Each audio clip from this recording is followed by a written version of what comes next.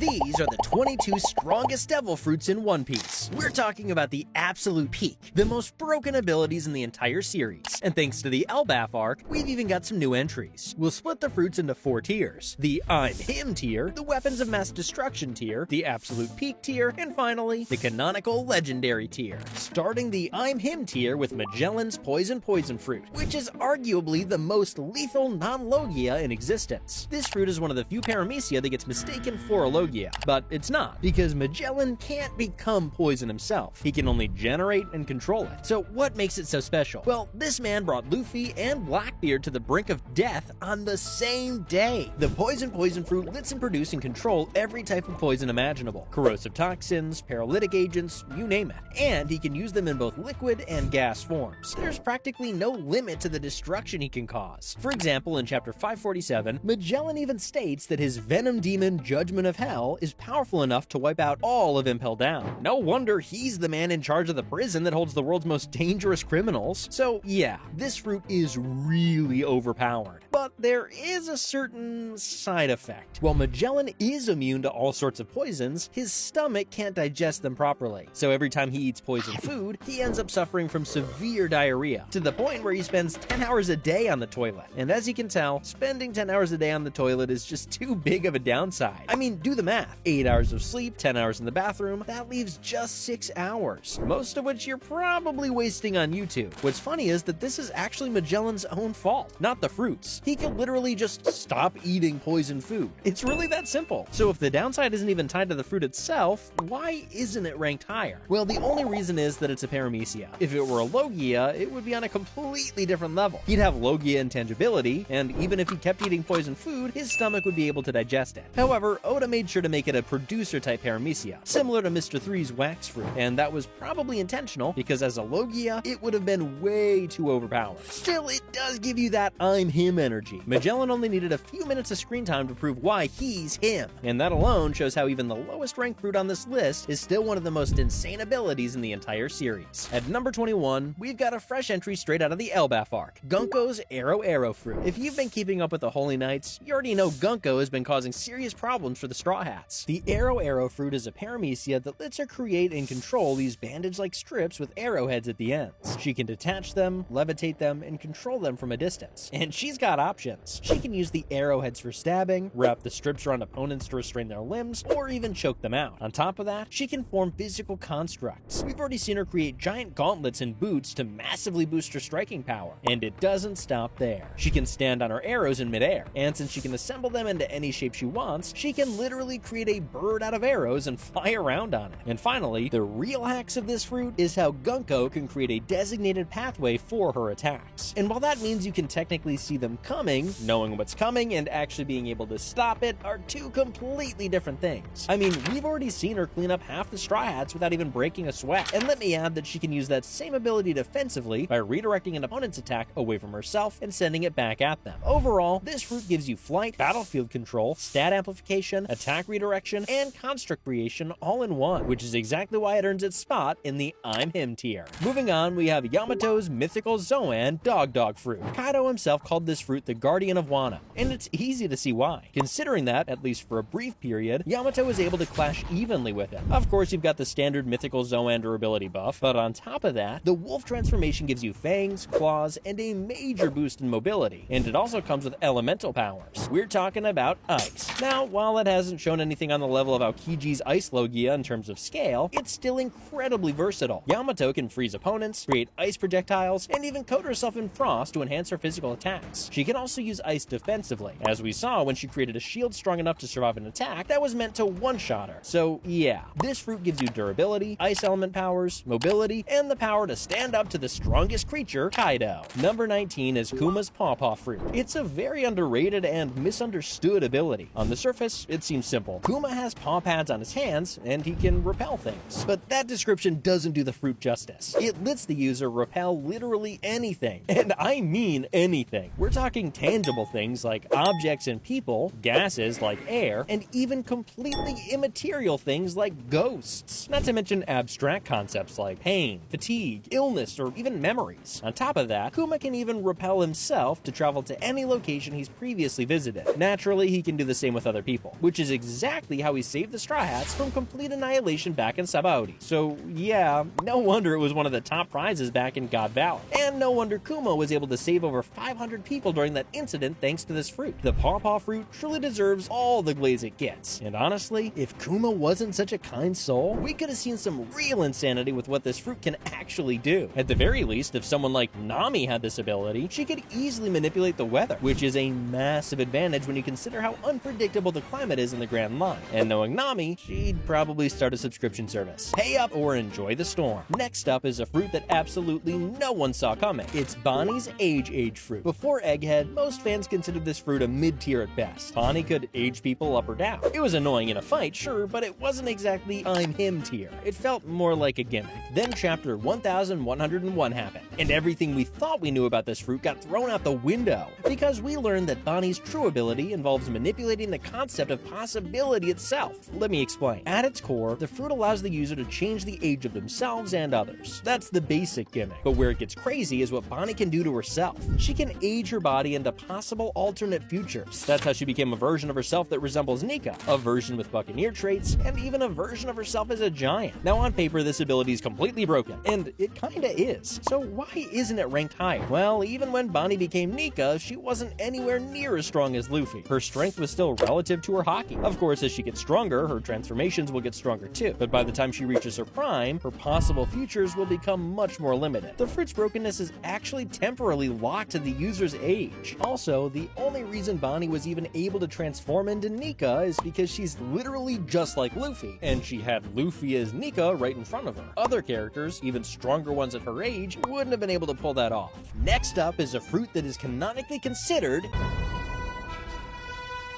I'm talking about Enel's Rumble fruit. Robin herself called it one of the invincible devil fruits back in Skypiea. It's the Lightning Logia, and this thing is absolutely cracked. We first saw it in Skypiea arc, and even though that was over 2 decades ago, the sheer scale of what Enel could do still holds up. This man was generating hundreds of millions of volts of electricity. He even combined his observation haki with his fruit to extend his sensory range across all of Skypiea. That's how he was able to strike anywhere on the island at any time. And when Wiper finally took him down, Enel literally restarted his own heart and got back up like nothing happened. He could move at the speed of lightning, and with his strongest attack, Raigo, he could create massive thundercloud spheres capable of wiping out an entire island. But you're probably wondering, if it's that strong, why is it only in this tier? Well, even though it's a Lightning Logia, it's not even the strongest lightning-based fruit. I mean, Enel needed the Arc Maxim to pull off Raigo, while Loki can unleash a similar level of destruction without even needing a named attack. And compared to top-tier Logias like Magma, Ice, or Light, Lightning just gets tanked by too many characters. I mean, how many people did Enel actually kill in Skypiea? Even the fodder survived. Alright, so far we've talked about 6 fruits. We've got one more before we jump to the next tier, and it's the fruit that I bet every single one of you would love to have. At number 16, we have Marco's mythical Zoan, bird fruit, model Phoenix. If I had to describe it in my own words, I'd say it's the ultimate expression of what a Zoan can be. You get all the standard mythical Zoan buffs, along with those blue flames of resurrection, which are stated to be even stronger than normal fire. But the real hacks here is the regeneration. Marco can recover from pretty much any physical damage he takes. He can also share those flames to heal others, like we saw during the raid on Onigashima. I mean, he was even able to heal from Akainu's magma punch back in Marineford. On top of that, the fruit gives you flight, and you don't even need a full transformation to use it. The only real drawback is stamina. Basically the same struggle every Crimson Desert player deals with. God, I love this game. If you had to pick any devil fruit, you really can't go wrong with this one. Even without training your haki or awakening the fruit, you can stall almost anyone. You can survive nearly any situation just by flying away or tanking the damage. It's the kind of fruit that gives anyone instant main character energy, which is exactly why I'm placing it at the top of the I'm him tier. Moving on to the next tier, we're starting off with a fruit that sets the baseline for the weapons of mass destruction. It's Fujitori's Zushi Nomi, the gravity fruit. In any fantasy or action story, the ability to control gravity is always terrifying, and One Piece is no exception. Fujitora can increase gravity on anything he targets, pinning people to the ground so hard they can't move, or crushing entire buildings into rubble. On the flip side, he can reduce gravity, making himself, his surroundings, or even his enemies completely weightless. And if that's not enough, he can literally pull a Madara Uchiha and drag a meteor down from space. This is what top-tier devil fruit attack potency looks like. Plus, unlike abilities that require a ton of creativity or setup, gravity just works. And unlike elemental fruits, there's really no natural counter to it. Honestly, you could argue this fruit deserves to be ranked even higher, but it's just that the other fruits in this tier just edge it out slightly in one way or another. For example, number 14 is Green Bull's Woods fruit. Now, if you've watched Naruto, you know that wood-style abilities are cracked. You'll also quickly see why I'm ranking this above Fujitora's fruit. I know. Green Bull has been on fraud watch ever since Shanks made him piss himself back in Wano. But don't look at the user, look at the fruit itself. This ability lets you create, control, and even become the plant life that makes up entire forests. You basically turn into a living ecosystem, which also makes this the only known Logia whose element is organic. And even after Kaido and Orochi left Wano completely polluted, Green Bull's mere presence was enough to bring greenery and life back to the land. He literally just showed up and the environment started healing, which is kind of ironic, right? We're calling this a weapon of mass destruction, yet it revitalizes the earth. But it absolutely belongs in this tier because of what it does to people. The Woods fruit lets the user absorb nutrients and life force from anyone they touch. So not only can you drain your enemies, you can also heal yourself in the process. That's exactly how Green Bull casually defeated King and Queen, two of Kaido's top commanders, like it was nothing. Granted, they were still exhausted from fighting the Straw Hats, but even then, the way he handled them made it look effortless. It's offense, defense, and regeneration all in one. And on top of that, he can even fly by creating a massive propeller-like flower on his back. Moving on to a fruit whose power was able to zero diff half of the Blackbeard pirates in a single move. At number 13, we've got the Hiya Nomi, Aokiji's ice fruit. Aokiji can freeze anything. People, massive tsunami waves from Whitebeard, or even the ocean itself. I mean, the man literally freezes the sea and rides across it on a bicycle. And of course, everyone remembers his 10-day battle with Akainu on Punk Hazard, which permanently altered the island's climate. Half of it's now a frozen wasteland. That's the kind of battlefield control almost no other fruit can match. He can create anything out of ice, and the only real way to counter being frozen solid is with high-level Conqueror's Haki. Plus, this ability even lets you bypass the standard devil fruit weakness to the sea, because you can just freeze the water. Now, you could argue that the gravity or the forest fruit are better, and that's fair. Depending on the user's creativity, any fruit in this tier could be the best. But those fruits haven't shown the same level of consistent performance as the ice fruit. As we saw in chapter 1081, Aokiji was casually sitting in a bar, drinking, when he froze and neutralized half the Blackbeard pirates without even getting up. And what he did to Punk Hazard is still one of the most insane Logia feats we've seen. Not even Green Bull restoring Wano comes close. Of course, Aokiji wasn't the only one. Akainu also accomplished the same feat. He turned the other half of Punk Hazard into a volcanic wasteland. And that brings us directly to Akainu's Magu Nomi, the magma fruit. This is the single most destructive Logia in existence. According to Vivre Card 0595, it has the highest offensive power among all devil fruits. And even if people debate how canon Vivre cards are, there's really no reason to doubt that statement. Just think about it. What finally took down two of the most durable characters in One Piece? Big Mom and Kaido. Magma. What burned off half of Whitebeard's face? Magma. What turned Ace into a donut? Magma. And what gave Luffy that permanent scar on his chest? You guessed it, magma. Sure, the force fruit or the ice fruit might offer more versatility, but the sheer, raw, offensive power of this fruit more than makes up for it. And unlike most Logias, it doesn't really have a natural elemental weakness. It's just pure, unadulterated offense. At number 11, we're wrapping up the weapons of mass destruction tier with another Logia. I'm talking about Kizaru's Glint fruit. Let me ask you something real quick. Across any power system, what's the most broken stat you can have?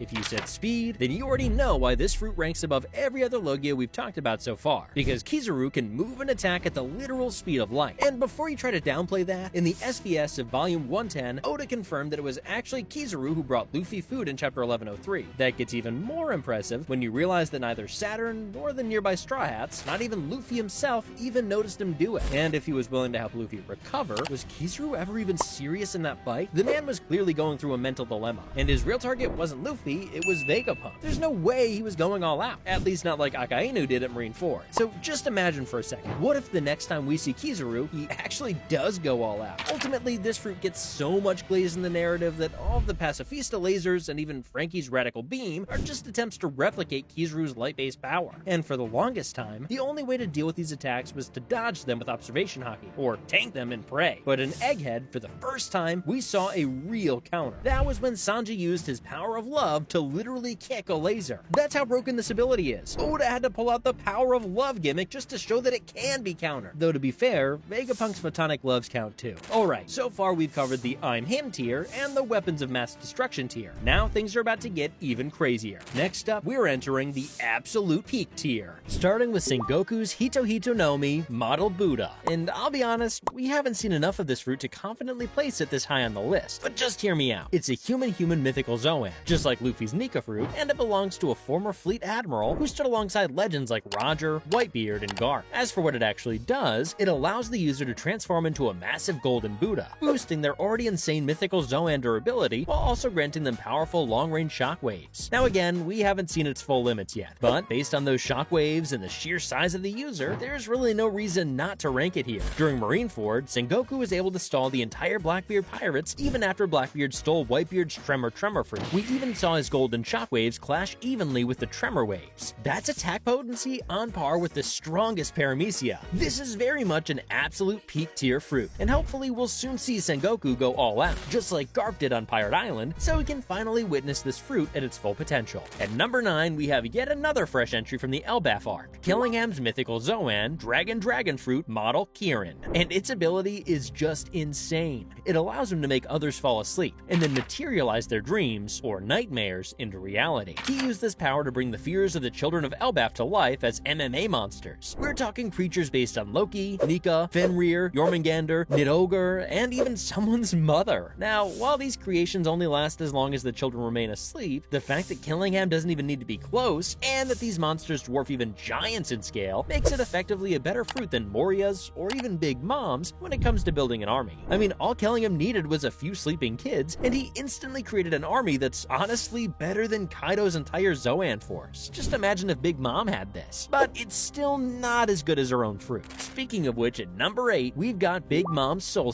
fruit. And talk about a terrifying ability. It gives you the power to manipulate, or more accurately, extract souls as a tangible substance. You can literally pull a person's soul out of their body, steal their lifespan, and even choose exactly how many years you want to take. The only catch is that the victim has to be afraid of you. If they can't be mogged, you can't touch their lifespan. That's why characters like Jinbei, Brook, Kid, and Law were such hard counters. But still, with Big Mom, literally 99% of the verse was terrified of her, which gave her free reign to harvest lifespan as she pleased. In fact, every citizen of Tato Land played a literal soul tax just to live in her territory. And it gets even crazier. Those stolen souls can be infused into objects or animals to create homies, basically sentient servants with human-like personalities. And nearly anything can become a homie. Plants, minerals, food, even intangible elements like fire, air, and light. Honestly, if Big Mom had been at Marineford instead of Whitebeard, she would have been an even bigger threat. Most pirates and marines would have been terrified of her, which means she could have harvested centuries of lifespan mid-battle. She could have even turned out Kiji's ice into homies and logically kept the war going indefinitely just by taking the souls around her. And then there are the homies made from her own soul, Prometheus, Zeus, Napoleon, and Hera, which make her a complete multi-range fighter. For close range, she has Napoleon, the sword. For wide area destruction, she has Prometheus, a miniature sun that can burn anything. And for mobility, she has clouds like Zeus, and later Hera, which can also strike lightning. That's multiple elemental powers all in one. And we haven't even mentioned how she can trade her own lifespan to grow larger and instantly heal her bones, like she did in Wano. So essentially, as long as she has lifespan, she has a 100% recovery rate. No wonder Kid and Law had to rely on battlefield removal, and a bit of plot convenience to take her out. Number 7 is a fruit that almost feels wrong. It's Sugar's Hobby fruit. Now, let me explain why this sits in the absolute peak tier. This fruit does 3 things, and every single one of them is completely broken. First, the moment the user touches someone, they can instantly turn them into a toy and strip them of their free will through a contract. And what's crazy is that it only takes a single touch. Second, once that person becomes a toy, the entire world, including their own family and friends, completely forgets they ever existed. And third, whoever eats this fruit stops aging entirely. Now, I know what you're thinking. What happens if the user faces someone with exponentially stronger haki? That's a fair point. But based on what we've seen, we don't actually know the exact haki threshold needed to resist this ability. For example, we know that if Usopp hadn't intervened and Sugar actually touched Luffy and Law, they would have been done for. Now let's take that example a step further. Imagine if someone like Garp had this fruit. The haki gap between Luffy and Sugar back then was likely bigger than the gap between Garp and Emu. So if Garp touches Emu, then logically speaking, Emu turns into a toy. And just like that, the entire world forgets the king of the world ever existed. That's the level of hacks we're talking about. Moving on, at number 6, we have the Tremor fruit. This fruit originally belonged to Whitebeard, but it was later stolen by Blackbeard during Marineford.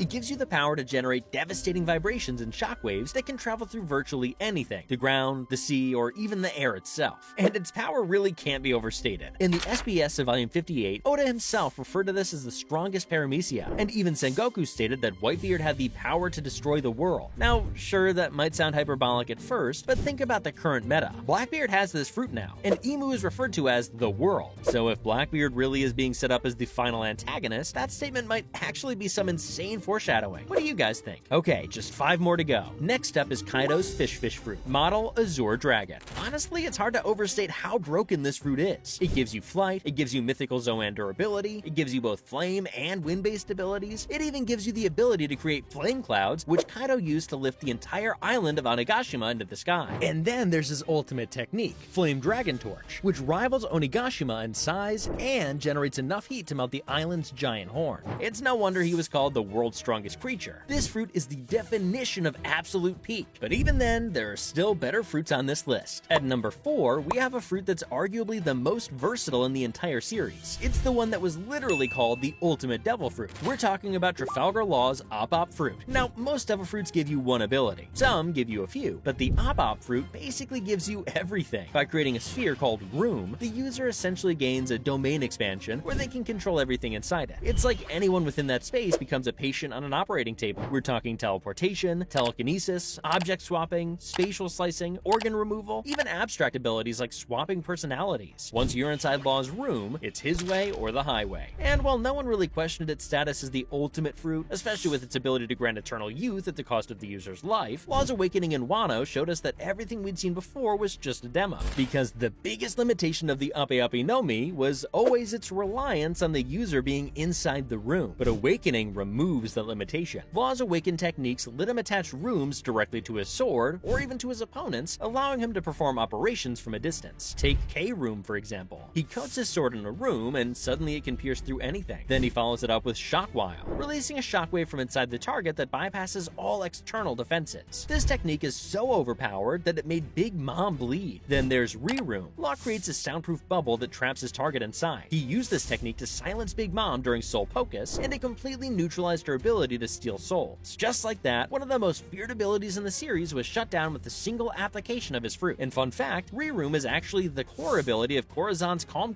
fruit. So yeah, Law's Ope no Mi definitely deserves to be called the ultimate fruit. But as strong as it is, Law still got defeated by Blackbeard. Speaking of Blackbeard, his Dark fruit comes in at number 3. This fruit is said to be the most evil of all devil fruits. It's a Logia, but it's unique compared to other Logias in that it doesn't make the user intangible. That can actually be seen as a weakness, since any hit the user takes still lands. And in fact, it hurts even more than it should. So what does it do? It gives the user the power of darkness. And as Blackbeard stated, darkness is gravity. His darkness is so dense that it sucks in everything, even light. Blackbeard also mentioned that he can suck in the power of the devil itself, which could very well be foreshadowing for how his fruit might be able to absorb Emu's devil powers. This makes a lot of sense considering how Blackbeard's already shown that he can nullify any devil fruit power simply by touching the user. Doesn't matter if they're a Paramecia like Law, a Zoan like Luffy, or a Logia like Ace. Once he grabs them, it's as if they never had their powers in the first place. That makes Blackbeard's fruit the natural enemy of all devil fruit users, including Emu. So just imagine what the awakening of this fruit would look like in the future. Finally, we've reached the top 2, the only devil fruits that are canonically considered legendary. And number 2 is Luffy's mythical Zoan, the Hito